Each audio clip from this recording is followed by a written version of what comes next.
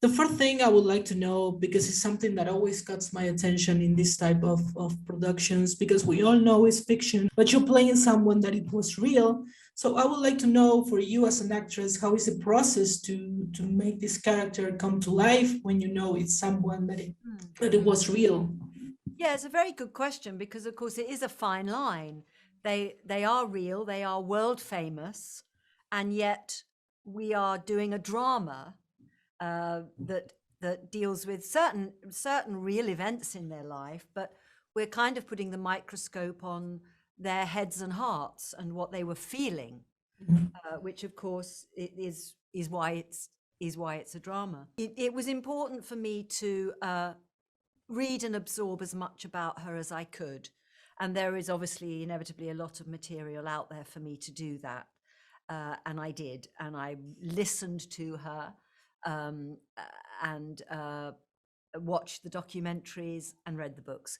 But then once you've done that, you kind of have to trust that that has earned its keep, as it were, and then deal with what Peter Morgan has written, because finally that's what I'm doing. I'm bringing a character to life through what's written on the page. And you have to once you've got all the rest of it in there, you've created her, and I've got an accurate aristocratic member of the royal family who is recognizably Princess Margaret.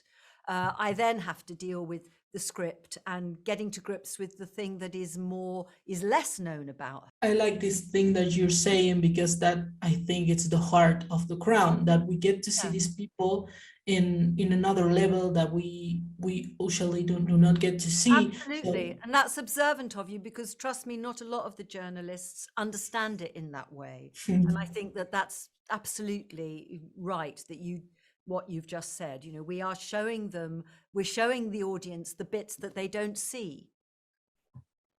I like that, because you're humanizing them, and that's really important. So Yeah. I would like to know, how do you take on the responsibility of knowing that you're showing this character, but also giving them the humanization that we don't get to see a lot?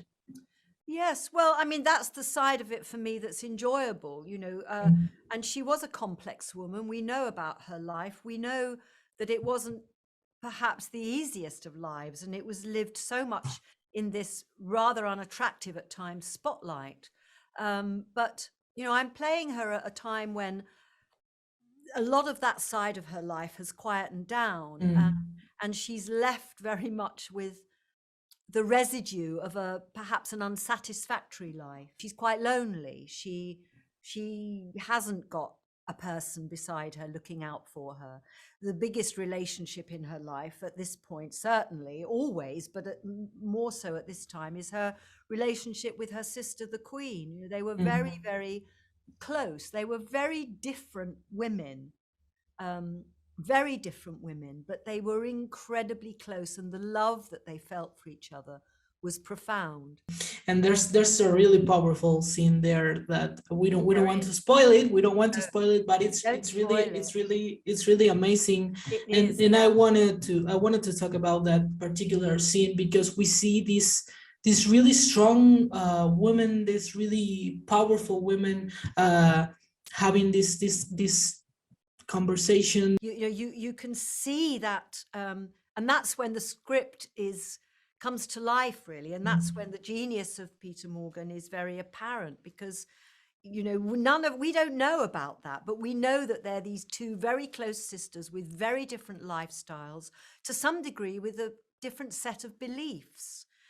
And we see them come together and have this fantastic, as you quite rightly say, and we don't want to spoil it, but there is an extraordinary scene at the end of episode 4 where you see the two of them in a light that particularly Margaret, you've probably not seen her before. There's another interesting thing that you said before about her having an unsatisfactory life. And what I really like about this character is that she's really complex, as you said, but she has this really sad, this really lonely story, and I think it collapses in this season. And Yes. and there's something that is always present here in The Crown, that it is this fight from duty against desire of what they Yeah. wanted for their life. Yes. And I Yes. think it's really, really in this season. So I'd like to know a little bit on your take on this. Well, I mean, Princess Margaret was to a lesser degree bound by duty than the Queen was. Certainly in her youth and in her early middle years, she was less restricted by that, and she chose to be free-spirited. So she was this strange mixture of formality and informality.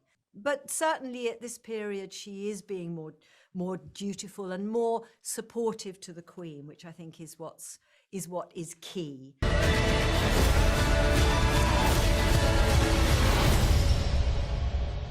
How did it come to this?